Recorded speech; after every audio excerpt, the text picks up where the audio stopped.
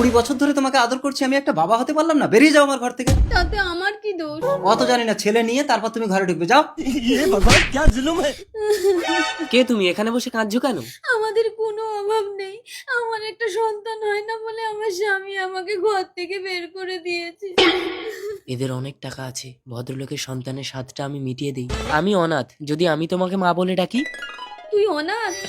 বাবা, বাবা, হ্যাঁ, কে? আমি অনাথ। হ্যাঁ গো, ওর কেউ নেই, আজ থেকে ও আমাদের সন্তান। অনাথ? বাবা, বাবা আমাকে 1.5 লাখ টাকা দাও, আমি একটা আইফোন কিনবো। না না, অত দামি ফোন কিনতে হবে না, একটা 10,000 টাকা দামের ফোন কিনবে। ও মা, বাবাকে টাকা দিতে বলো, না হলে আমি কিন্তু ভাত খাবো না। এই জন্যই তোমার সন্তান হয় না, ছেলে যা চাইছে তা দাও। আচ্ছা ঠিক আছে, দিচ্ছি। এই নে। দাও মা। আমার সোনা, যা ফোন কিনে আন। সেটা, এ ছেলে কিন্তু নিঘাত আমাকে ভিখারি করবে। বাবা, বল। আমি একটা বাইক কিনবো, আমাকে 3 লাখ টাকা দাও। এই কি গো? ছেলের বায়না মেটাতে পারবে না তো বাবা হয়েছে কেন? আচ্ছা ঠিক আছে, যাও আলমারি থেকে টাকা এনে দাও।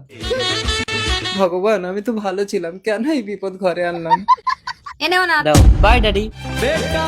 ছেলেকে শাসন করো সেটা। একদম ও কথা বলবে না, তোমার যা কিছু আছে আর ছেলের নামে লিখে দাও। বাবা, ওই 3 লাখ টাকা দিয়ে আর আমার আইফোনটা বিক্রি করে আমি বন্ধুদের সাথে পার্টি করেছি। শোনো। তুমি আমাকে আরো 10 লাখ টাকা দাও, আমি 4 চাকা কিনবো। আমি আমার ঘর বাড়ি টাকা পয়সা সব তোর নামে করে দিয়েছি, আর তুই মদ খেয়ে ঘরে ঢুকছিস? এই সব কিছু আমার, তাহলে আমার ঘর থেকে বেরিয়ে যাও। কিছুদিন পর। জল, একটু জল। জল? সীতা, তুমি? মনে পড়ে আমার সন্তান হয়নি বলে একদিন তুমি আমাকে ঘর থেকে বের করে দিয়েছিলে?